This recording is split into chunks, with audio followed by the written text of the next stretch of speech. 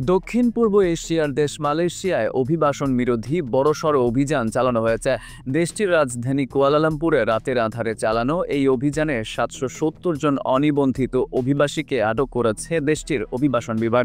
আটককৃতদের মধ্যে প্রায় ৪০০ জন বাংলাদেশি রয়েছেন। বুধবার এক প্রতিবেদনে এই তথ্য জানিয়েছে সংবাদ মাধ্যম নিউ স্ট্রেট টাইমস।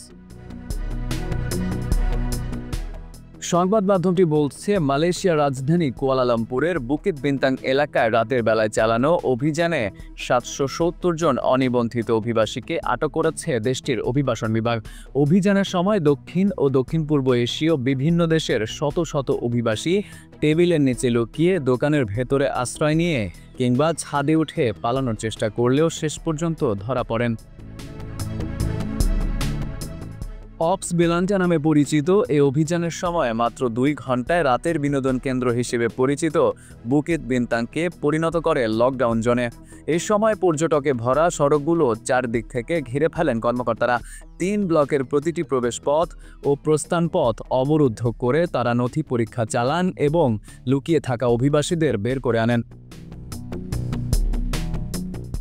স্থানীয় সময় সন্ধ্যা ৭:৩০টায় শুরু হওয়া এই অভিযানে পুত্রজায়া থেকে আসা অভিবাসন বিভাগের ১০৬ জন কর্মকর্তা অংশ নেন। অভিযানটির নেতৃত্ব দেন অভিবাসন বিভাগের পরিচালক বাসরি ওসমান। তিনি জানান, মোট ২,৪৪৫ জনকে তল্লাশি করা হয়। এর মধ্যে ১,৬০০ জন বিদেশি এবং ৮৪৫ জন স্থানীয়। গ্রেপ্তার হওয়া ব্যক্তিদের মধ্যে বাংলাদেশি রয়েছেন ৩৯৬ জন, তাদের মধ্যে ৩৯৪ জন পুরুষ ও ২ জন নারী।